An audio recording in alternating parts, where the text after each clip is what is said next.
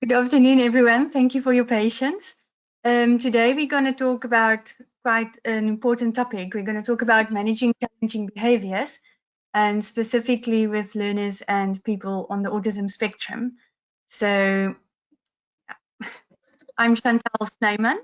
I'm an occupational therapist with 13 years of experience with autism spectrum disorders, currently working in mental health and with special interests in behavior, autism, and positive psychology. I'm currently busy with my studies and doing research in the autism classroom and how to link character strengths in order to lessen some of the behavior difficulties we see in schools. I'm going to continue, so I'll introduce myself. My name is Zuzana. I've worked in the UK as carer, teacher, lecturer, nurse, author, and I have over 20 years of experience in various settings. I am a registered nurse, intellectual disability nurse. I topic on autism and pain as part of my PhD.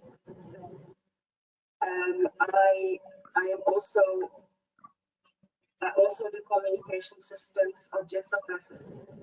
I'm autism trainer, and my special interests are working with families whose children expelled from schools and developing person-centered holistic health and social care. Everybody, so everyone understands the person that we are working with. So I'm working also as a case manager. Today, overview, we will be talking about challenging behavior. We talk about law, tolerances and causes of behavior, debriefing, managing versus changing behavior, which is very important, low arousal approaches, and we will do a introduction to physical skills. I'm a little stressed right now. Stand around and leave, and no one gets hurt. Looking at what stresses us out, how do we act when we are stressed out? What messages are we conveying? Know what are the best strategies to support the person who is in distress. Studio 3 training in managing challenging behavior. Chantal, would you like to do a little bit of an overview? What is the course? Yes, so Studio 3 training originally started in the UK. Professor Andrew McDonnell made all of this possible and did a lot of research with regards to behavior, intellectual disabilities, and it can be used in various settings. The course aims to teach better understanding of challenging behavior. It also gives non-verbal and verbal gentle physical skills to help diffuse incidents. It teaches a completely non-violent method of restraint as a last resort. And Studio 3 is also currently busy with a lot of research to lessen restraint in care centres, etc. It increases also the carer's confidence in the management of challenging behaviour.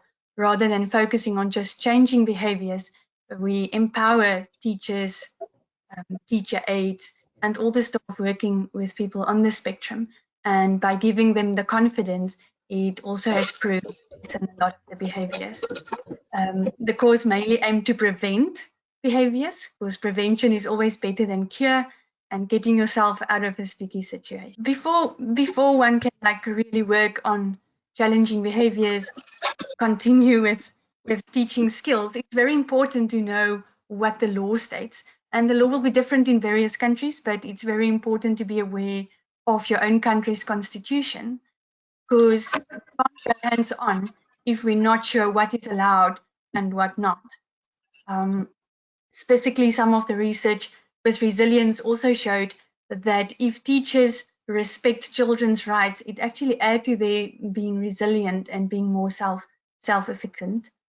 It's very important to know some of the descriptions and terminology, but we're not going to go into depth today.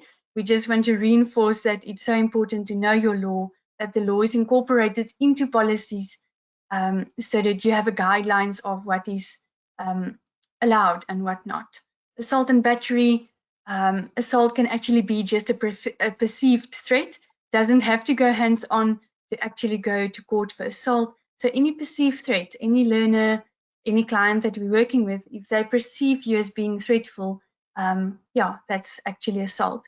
Battery, be very aware of policies in your workplace by taking hands, hugs, any type of physical contact, because the definition for battery is any unwanted physical contact. So make sure what is the act, because we can't deny the act. If you went hands on, there's no way you can say that you didn't. But what was the intent? Was the intent to keep a child or a client safe and to safeguard them? And did you act in good faith? Because we all have a duty of care. So we have to look after the clients and the children in our care and to make sure that anything is justifiable by the amount of force that was used. Of course, staff also have a right to self-defense, and that's why training like this is so important. So the staff are also informed of what they're allowed to do and what not. Mostly behavior cases will be taken on case law. Each case will be taken as its own. People can also be sued for neglect. So if you don't do anything to support the learners or the clients, it will be seen as neglect. So make sure the policies and procedures in your files cover these points so that the staff members, but also the clients, are well protected under the law. Very important to do a risk assessment and reactive planning. Most places still are very keen to do risk assessment, the building, what is dangerous, obstacles, what should remove and not removed. But it's time to start to do risk assessments on behavior. And you guys are more than welcome to email us for some forms and for more detail on that. Because if you do a risk assessment for behavior, you know what to look out for and you already have a plan in place so that we can maybe try and prevent it from happening than to always trying to get out of the tricky situation. So your reactive plan will be client specific. It will focus on exactly that learner or that client that we're working with. And training, obviously very important. It's also under the law. And like I said, just some examples of legislation that will be important: the Mental Capacity Act, Human Rights Act, Equality Act, Autism Act, Mental Health Act, Health and Safety, Children's Act. So make sure that all those are covered in your policy file. It's very important to realize the causes of behavior, because all behaviors actually have a reason why it's there. I believe that each and every behavior communicates to us that there's a need or a way of communication to us that something is not right, that they are experiencing distress. And by picking up on the causes sooner, one can prevent entire meltdowns. So it's very important to brainstorm around what specific causes could have led to the behavior. One can also use a behavior tracking form for that and track the behavior for 2 weeks to see if you can pick up a pattern, especially what happened before behavior and what happened after behavior. And therefore, one can start to track the behavior and see if you can pinpoint the cause. Because if we can pinpoint the cause and we remove the cause, we're not going to have the behavior. And the main aim is obviously to prevent the behavior than to have to go hands-on in the end. We just listed a few. You can actually brainstorm over 50 causes for behaviors. One of the main ones is obviously communication, not being able to ask questions, not being able to understand language the way atypical clients understand language. So very important is their way of communicating with the clients. Are you using pictures? Are you using Makaton? Are you using a PEG system to ensure, or even objects, depending on if they're high support or low support clients, to make sure that they do understand the message, that they understand what's expected of them. And closely in hand with communication is also routine and schedules. Do they know what is happening throughout the day? Are they aware what's being expected of them? Are there too many demands, too many expectations? Can we show them with a toilet roll that it's bathroom time, then a toothbrush that it's brushing teeth, then a spoon to say that it's eating time? Just like we also have daily planners and schedules to remind us of what's coming, the clients also need to know what is expected of them. Any change of routine can also cause behavior if it wasn't explained to them. Environmental aspects can have a huge effect on behavior. It can be different colors, different spaces, different objects in the rooms. Other people can be triggers, their peers, public, family, carers, or even if the clients are in relationships, that can also cause some of the behaviors that we see. Environmental demands like temperature, lighting, noise, and that goes hand in hand with sensory issues. Is the client like experiencing a sensory overload? Are they sensory craving? Because as we know, most of the clients on the spectrum do experience sensory challenges. And then again, they can't verbalize it to us. So it's very important to maybe do a full sensory assessment to see where your child or where the client is lying on the sensory profile to support the specific sensory needs, because that is also one of the main reasons for a lot of the behavior that we see. It was explained that some of the clients, just by having like a piece of clothing on their skin, feels like a burning fire. So just to have some understanding of what they're going through when it comes to sensory issues. Do we give them choices? Often we give too many choices or too little choices. Make sure again that they understand if you offer water or juice, that they know what you want from them. Maybe by showing them the glass of water and the glass of juice, and they can choose to make sure that they make the right choice. A lot of the clients are on medication. So medication, side effects of medication, maybe read if your child or the client is on medication, what side effects can you look out for? And just side effects for medication can cause headaches, drowsiness, being apathetic, extremely thirsty. Some of the ADHD medication side effect is to make them even more hyperactive. So have a good chat with your doctor or psychiatrist of what side effects you should be watching out for, so that the medication is not making the behavior worse instead of supporting it. They can also have other illnesses, mental health. We know there's a lot of comorbid diagnosis that goes hand in hand with autism, like ADHD, epilepsy. So to pinpoint those can also support some of the behaviors that we see. So a nice start for behavior will be to sit around the table as a family, as care workers, as a team at school, and brainstorm what is the possible causes. Why is this client shouting? Why is this client swearing? Why are they throwing things? So, of course, if you can pinpoint the causes, we can try and remove the behavior. Person-centered behavior management. Like we said, we can't just give a recipe for each child and make it work for everyone, because every child, every client, every person is so vastly different and will have their own specific points to focus on. So avoid to use punitive consequences or sanctions. Research has shown if you start to punish or threaten, it makes the behavior actually worse instead of supporting it. Because like we said earlier on, these behaviors are a cry for help and assistance, and that the client are in distress. Individual in distress could potentially be re-traumatized by an application. We don't always have full history. If we go hands-on too soon, or if we start to punish, it can cause much more distress than support. Rather give people choices than boundaries. The more boundaries we set, the more possibility of behaviors we get. So rather give people choices. Do you want to wear the red or the blue shirt today? Are you going to have the carrots or the peas? Then to set boundaries. Person-centered behavior management involves treating a distressed individual as you would wish to be treated yourself. I always say, like, how would you want your child, your mother, your father, or your family to be treated? And that's the way we should treat them. Mindfulness means paying attention in a particular way on purpose in the present moment and non-judgmentally. And we're going to have to actively practice mindfulness to become aware of some of these behaviors so that we can start to support it before it's getting out of hand. Another important step is to realize the difference between managing and changing behavior. We all make programs and little checklists to change behavior, but it's not so easy to change behavior overnight. So we do need skills to manage those challenging behaviors for the time being, until we can change behavior, because changing behavior can take a very long time. And as you'll see on the picture, some of the examples we like to use is to start a new exercise program, to quit smoking, or to eat healthier. Is that easy or difficult for us? Mostly difficult. Me, myself, struggle with that. It's not so easy to join the gym. They often want the fees up front because they know people won't go back. You have to change a lot of things from your side to change that behavior.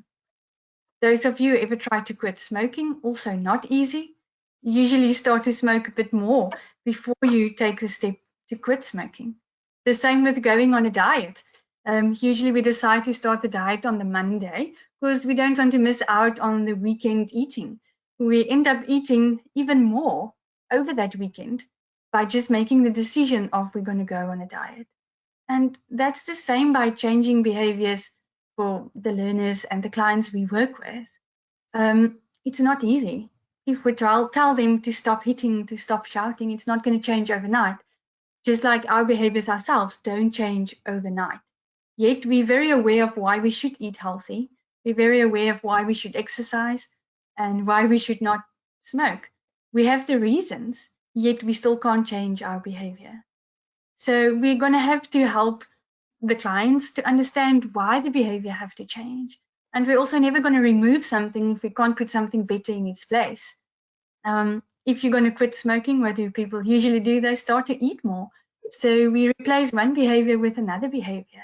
So if we want a client to stop hitting, we'll have to replace the hitting with a more acceptable type of behavior. And then again, each behavior will be different for each individual, and that's why it should be taken client specific. One should set, goals, but reachable goals. Otherwise, people are going to give up. And I think that's what's happening while people are trying to change behavior, they give up, and I don't blame them because they get tired of being spat at, being hit or kicked. And therefore, Studio 3 also teaches some safe physical skills to keep the staff, but also the clients safe and sound during those times, during the meltdowns. Otherwise, people are going to give up before they can change the behavior. So various things to manage the behavior. Later on, we're going to look at low arousal. We're going to look at safe physical skills. And those are all extra tools to manage the behavior, even though our main aim in the end will be to change it. But we need the tools and the skills to manage those behaviors and to de-escalate some of the behaviors until we can change it. Zuzana, it seems like the sound is still not clear.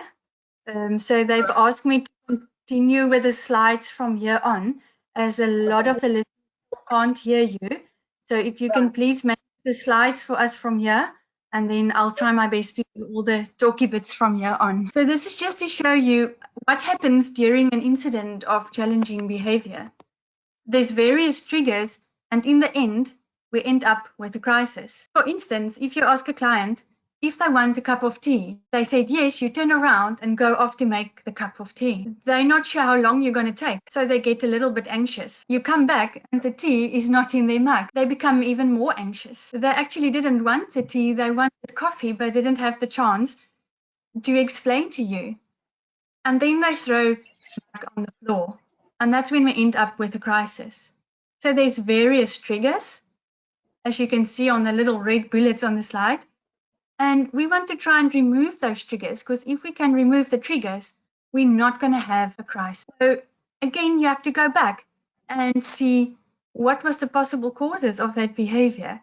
Because if we can remove the triggers, we're not going to have the incident. So a few tips how to practice low arousal skills. Everyone would say stay calm. It's not possible. When someone's running at you with a chair over the head, it's not possible to stay calm. But at least try to appear calm. Recognize and manage the emotion, the person, and yourself. So a few tips is to keep your distance. The closer you are to the client, the easier it is for them to get to you and inflict pain. None of us, when we're stressed, also wants people in our personal space. And a very good example is on the airports, bus stations. We don't go and wingle ourselves in between people we don't know. We usually choose a chair that's open, because having people in our personal space can be very uncomfortable, and that can up arousal levels.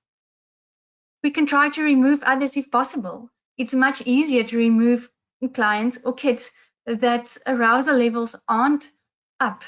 You can ask them gently to leave, go to the playroom, go to the playground, go to the TV room, because they also don't want to see how another client is acting out. That might scare them and up their arousal levels. Be aware of your eye contact. Don't stare at the client that is severely distressed, because eye contact can also be very, very arousing. Speak in a gentle tone of voice. I'm sure some of you have been to 3-year-old birthday parties. The noise levels are ridiculous. Parents start to talk louder, the kids start to play louder, and in the end, it's a battle of who can be the loudest. So be aware of your tone of voice and the noise levels in the room. Noise can be very, very arousing. We also see that with ourselves if we're driving in a car and get lost. The first thing we do is turn off the radio. Is the directions on the radio? No. We just want to block out extra stimulus that ups our arousal levels. Touch, be aware of touch. If someone is already upset and you touch, it might arouse them even further. Listen to the person. Often we're so busy, the phone is ringing, the TV is on, that we never listen to that person. They would often say something like, leave me alone. Stop, don't, go away. And I still see staff or parents going closer and touch the client. Can we try to listen to them and also to what the behavior is trying to communicate with us? Can we distract them? And that is one thing that has kept me safe and sound for many, many outings with groups of children on the spectrum. If they have a special interest or something that they really, really like, this can be used to distract them when they're upset. And I would much rather offer a little fidget toy or a sensory toy than having an incident and have to fill out all those paperwork.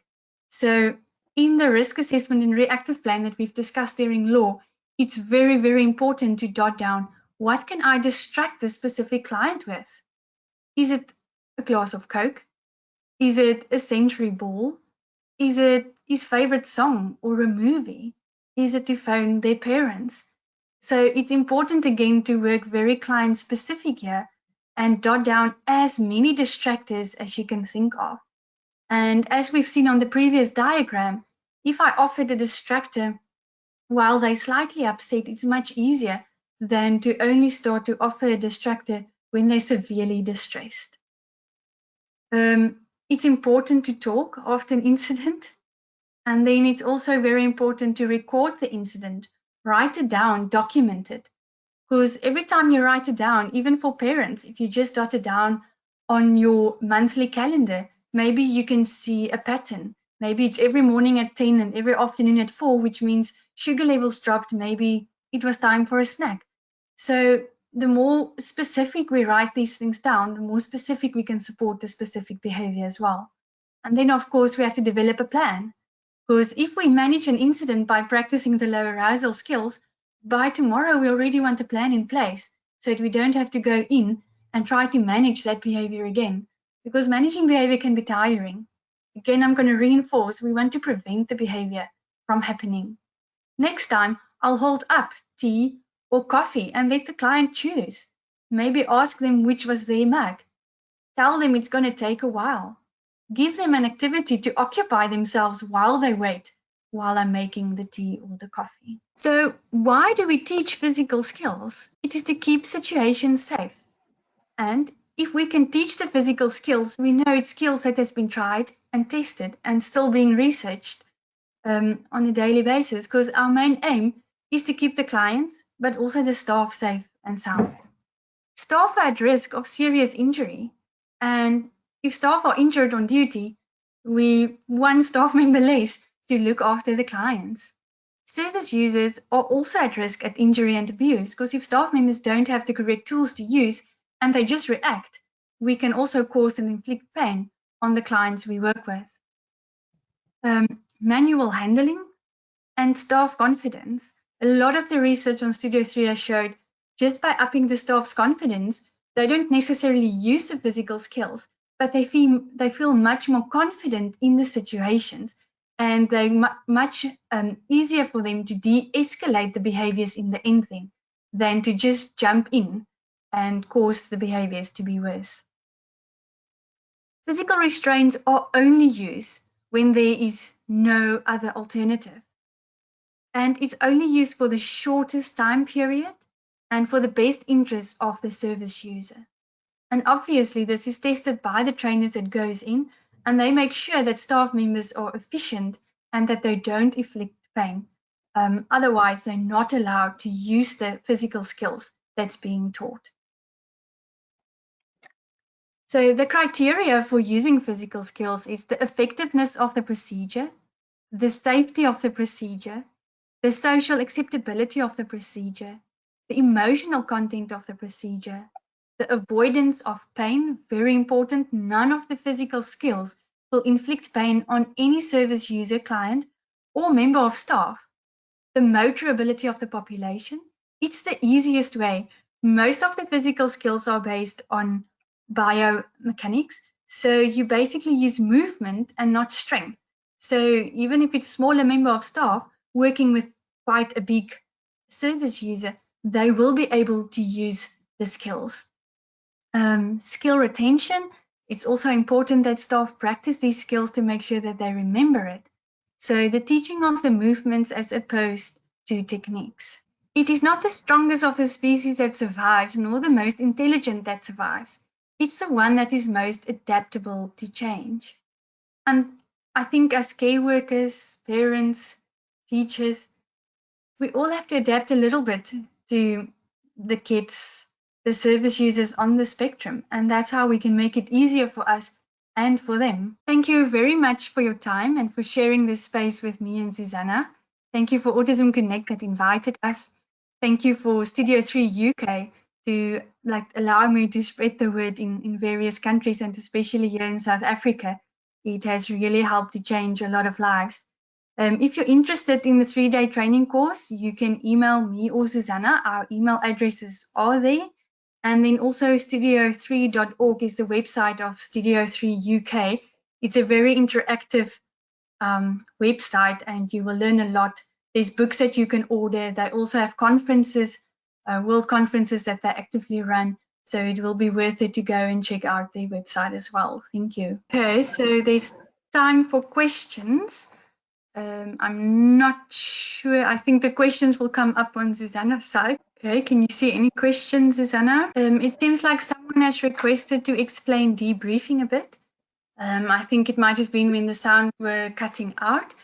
Debriefing is to keep the staff members, to look after them as well and to look after ourselves. Debriefing is basically to have that quick chat to someone to let some of the emotions out. It was once explained to me as it's like carrying a backpack around with us, and the more challenging behaviors and difficult situations we see, we throw in things in our backpack. In the end, it's going to get too heavy for us to carry and it's going to drag us down. So we have to get those emotions out. And especially if you work with clients and children on the spectrum, we tend to fill our backpacks with a lot of emotions, a lot of things that we see. So we have to get those emotions out in a safe space. So debriefing is to have that quick chat to express your emotions. It should be with someone that you trust, someone that you're comfortable with. And very important, it should be confidential. Otherwise, you're not going to talk again to that person. And it's so important to not try and fix the problem during debriefing, because you're going to end up feeling worse. It's no use to say, oh, it was my own stupid fault. You have to focus on the emotion of the situation of, I felt out of control. You know what? I was actually quite scared. So that we can get that emotion out. Otherwise, we also get highly strung and stressed, and we might cause some of the behaviors if we don't look after ourselves. Yeah, so that's just in a nutshell. I hope it answered the question about to explain debriefing a bit. We can also maybe send you some information direct to your email if you contact one of us via email, and I can gladly jot down the steps of debriefing and the importance of it. Is there any other questions? But if the person is seeing behavior only for task avoidance, can you suggest few strategies to handle the task avoidance behavior and make them focus more? If the behavior comes out during task avoidance, my first question will be, why are they avoiding the specific task? Is it too difficult and that they're feeling stressed to participate? Is the task too easy and they're bored? Do they clearly understand what is expected of them during the task? Especially for learners on the spectrum, you would start to demonstrate an activity and do it with them before you expect them to do it by themselves. Also, you can use a motivator if the task is finished to motivate them. Often they do struggle to understand why they should do a task. Just like we all need motivators For instance, to go to work, we get a salary at the end of the month. Why should some of the learners or the clients do something for us? So use a motivator and explain to them. And like I said, yes, you'll have to go through a few things there to see, is the task too difficult? Do they clearly understand what is expected? Or is it too easy and they're bored with that activity? And you can try to incorporate it, have the same goal, but maybe in a different activity. What do you mean by physical skills, and how can you manage an over-aggressive behavior? Physical skills is a safe way of going hands-on. For instance, if a child is grabbing your hand, we show very safe release skills of how to get out of that. If someone is grabbing your hair, if someone is coming for your neck, if they're grabbing clothing. So it's literal physical skills to get out of that grip, but without hurting yourself or hurting the service user. So the physical skills can also help to prevent. For instance, I'm sure a lot of you guys have heard about restraining, but Studio 3 do not believe in any pin down restraints, but a walk around restraint, so that the service user are still safe, but also not restricting the movement, because it has shown as soon as you start to restrict movement, you just upset the service user or the child even more. If you could just think about yourselves, if you've been having a play fight with your brother or sister, if they pin you down, you get more upset and you start to do more miraculous things to get out of that. So the skills is where the teacher, staff go hands-on, but in a safe way without causing any pain, but to prevent the service user from hurting themselves, especially the ones that have self-injurious behavior. You have to go in and train a safe way on how to prevent them from hurting themselves with self-injury or some of the movements that they do. Can you do the training online, and where they can book it in South Africa? Yes, they can book directly with me or Zuzana. Our email are on the last slide, and I'm sure you guys will be able to get that. Maybe Zuzana can go one slide back. So the training in South Africa can be booked directly with us. We are trainers in South Africa, based in Port Elizabeth and Cape Town, but we do travel to the different cities if there's enough participants. And I'm not quite sure how we're doing for time because of the glitches. There is another question. Why is it difficult to change behavior? How, as a normal educator, should I help any learner who needs help? I think as a normal educator, it's very difficult to know where you're from and what resources you have, but it's very important to call in help. We don't have to solve all the problems by ourselves. So maybe get the support of a psychologist, remedial teacher, the OT, to come and assist. But a good starting point will be to track the behavior, because then we know what behavior to work with. And then to brainstorm, if you don't have any resources, maybe brainstorm with all the other teachers or class assistants that's working with a specific learner, call the parents in, because the more information you have, the better you can support that behavior, and brainstorm the possible causes. Like we said, is it sensory difficulties? Is it that they don't understand? Is it due to language difficulties? And then you're going to support each and every need of that. Yeah, it's quite difficult to answer direct questions if we haven't seen the client or the child to give direct support, depending on the various diagnoses and the level of support needed. How can we differentiate sensory issues with behavior challenges? Very important question. It will be worth it to do a full sensory assessment to see what is the profile of the specific learner. So that will be the golden starting point. To see an occupational therapist, sensory integration therapist. There's even a lot of questionnaires for parents that they can also tick themselves. And if your child scores highly, then you know that you should, that you should get support for those specific ones. So there's a lot of checklists also available that we can send to you to determine if it's a sensory issue. It's good to determine, and then if it's not sensory issues, then you move on to the behavior support. Someone said a daughter is at home with lockdown, showing a lot of behavior, hitting, pushing, getting cranky. For that, there's a lot of reasons, like there's a change in routine, they have a lack of control. So maybe to get a daily routine so they know exactly what's expecting of them. Get up at the same time, start with the same activity, maybe exercise, then a book activity, then it's TV time, and make them a visual on the fridge so they can see what is happening. Often also boredom, they can't move around. So to have even more activities than when it's not locked down, but to put up that schedule, that routine, and to also give little rewards in between. Also to make sure that they do get movement.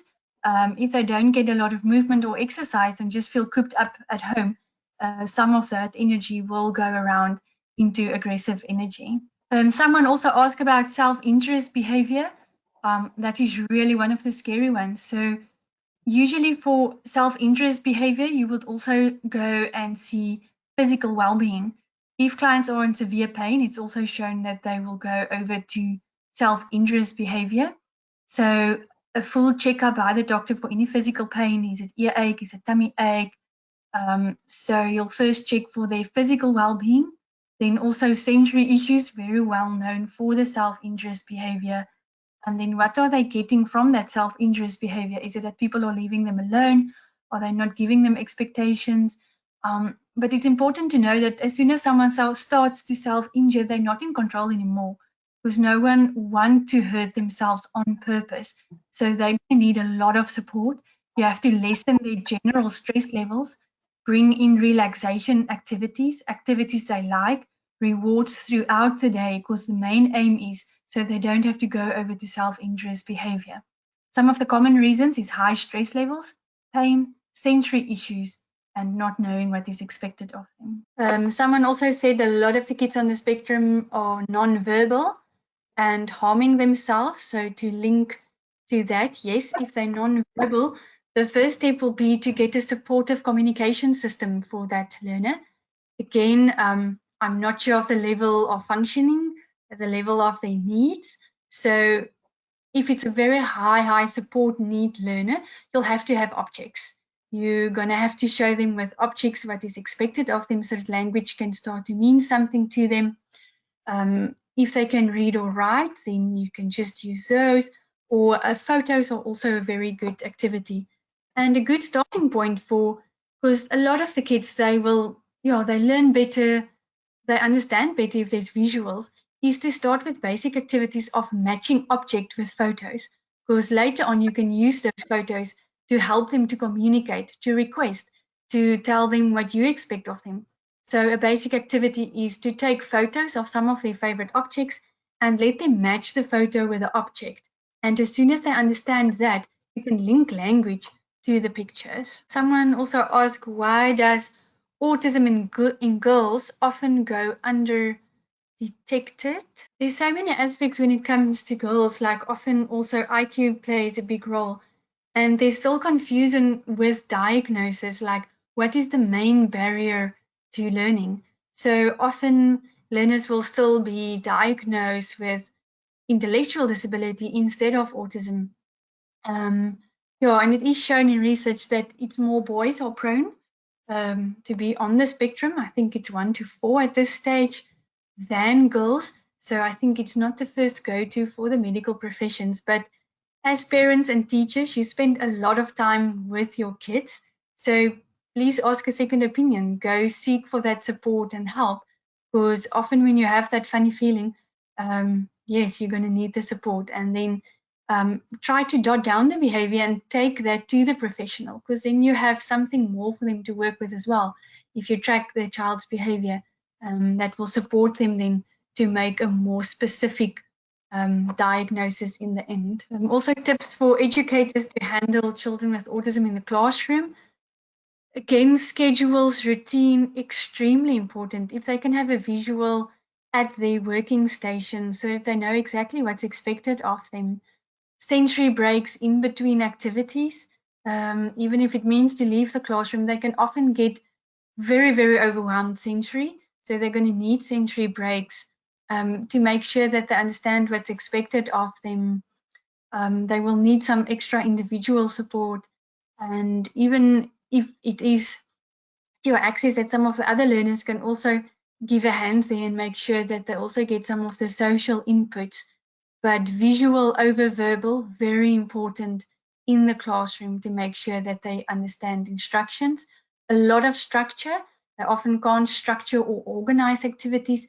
So to give them a definite starting point and a definite finishing point will also support a bit with that.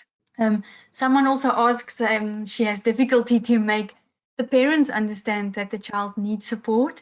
So again, if you track the behavior and you have written down certain behaviors twice or 3 times a day, you've discussed it with another teacher or your manager, then that is enough proof and you can call the parents in and show them. And parents are often scared. They're scared that you're going to kick them out of school. They're not going to have a place to send them. So to reinforce that you want to support the parents, you're not there to blame or to judge. You just want them to get the correct help and support them. And often if we change that way, the parents are more open to share some of the information with us as well. Someone also asks support if the child is not speaking. The best bet, if you have access to speech and language therapists, to seek some support from speech and language therapists. Alternatively, if you can repeat single words, often we use a lot of language and it goes over the head. So if a learner or service user is already non-verbal, I'll only use single words, repeat the word with the object ball. This is ball, bounce ball, red ball, let's push ball, ball. And that way you can try to teach the meaning of objects. And then again, remember the photo object matching activity where you can reinforce the word again. Looks like someone asked about biting. That's a sign of severe distress. So again, to try and keep the anxiety levels low, you get some sensory chewies that you can order online. So if you one of the parents or member of staff that ask, I can also gladly send you a reference where you can get some of the chewy bracelets, which is safe for them to chew on, because often if it's a sensory issue, they will still need to chew on something, but you don't want them to hurt themselves. So you'll definitely give some sensory input, release some of the stress, and try to pick up on the cues. What happens before she starts to bite herself? Because you have to intervene before there's a crisis. I'm just going through some of the questions. There came quite a lot through. Does autism has any main cause? Sure. Professionals have been asking that question over the last 10, 15 years. It is a neurodevelopmental disorder and they could pinpoint a lot of the red flags, and that will be on most of the autism websites as well. They couldn't pinpoint one specific thing, but there's some risk factors that one should then just be aware of.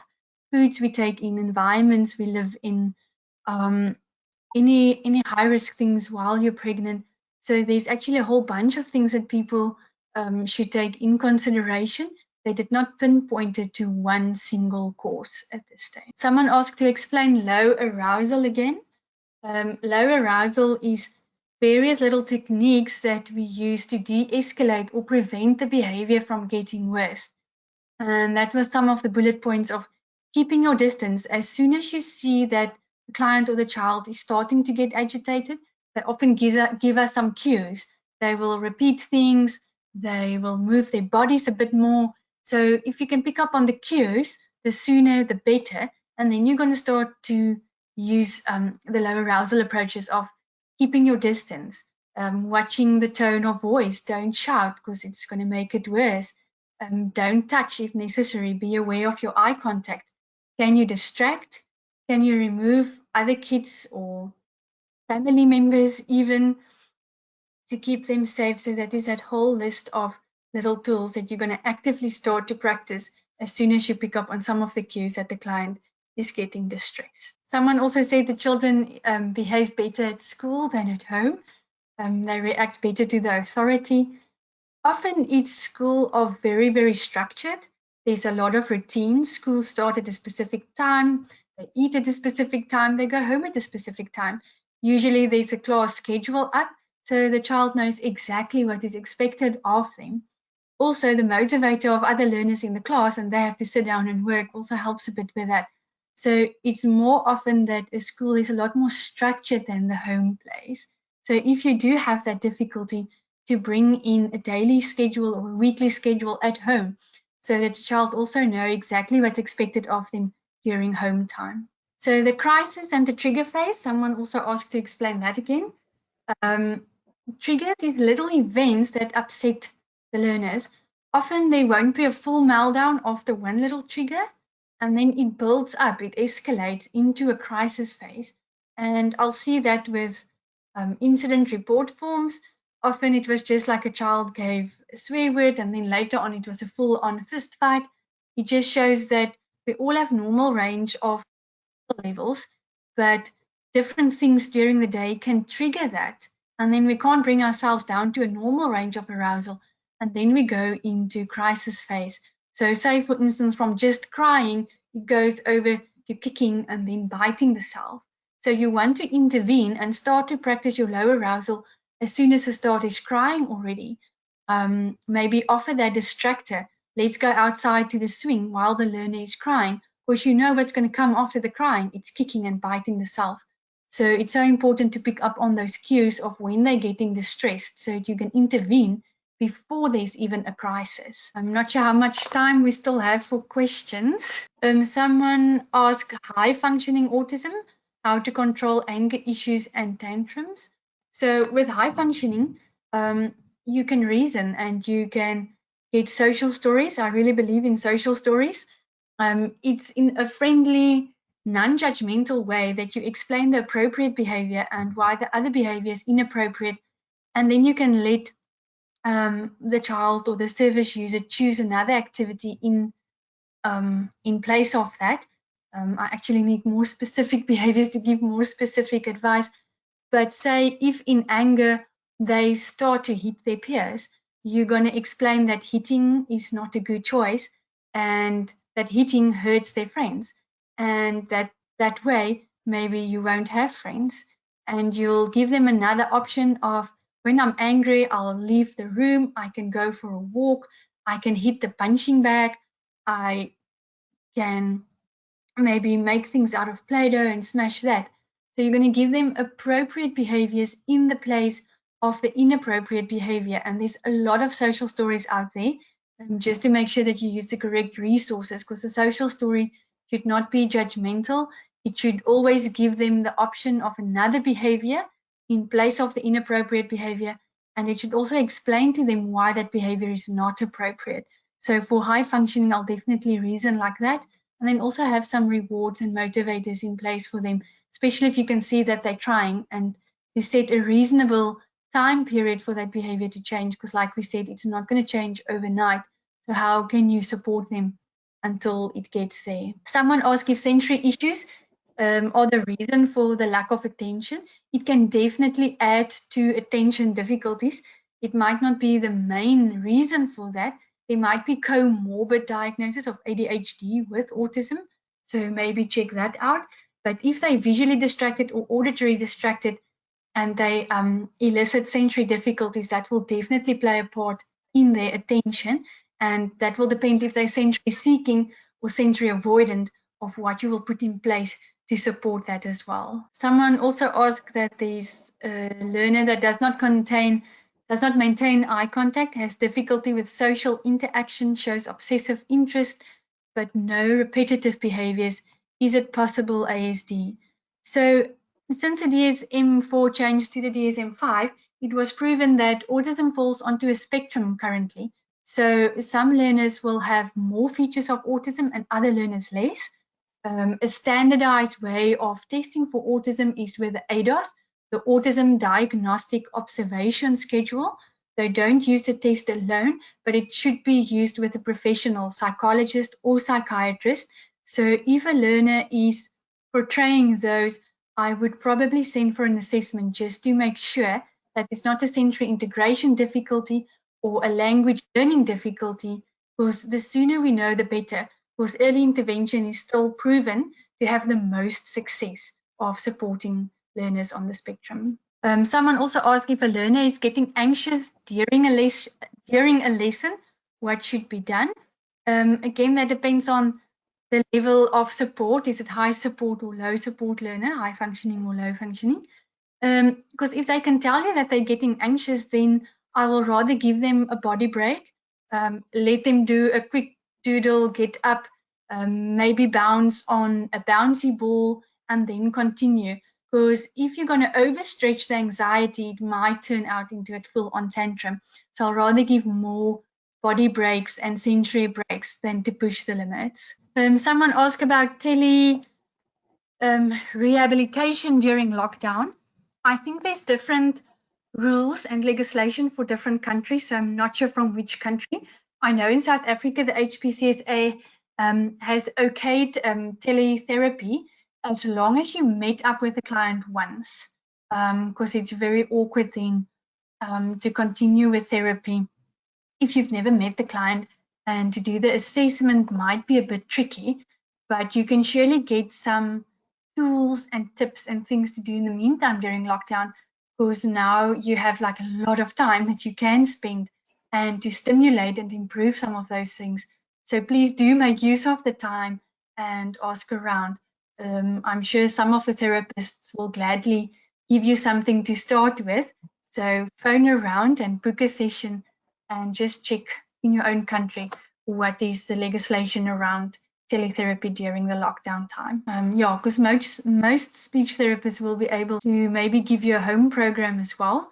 Again, depending on what your health board recommended during this time. But yeah, there's still a lot of weeks left, so that means a lot of intervention and stimulation time for now. Someone asked how to differentiate between social anxiety and autism. Also very important. Remember, with autism, they will tick other boxes as well. It won't just be the social anxiety. There will definitely be a delay in language or the way they understand language. They won't be able to understand the abstract language or the symbolism jokes. They won't pick up on those. They will have certain routines or repetitive behaviors.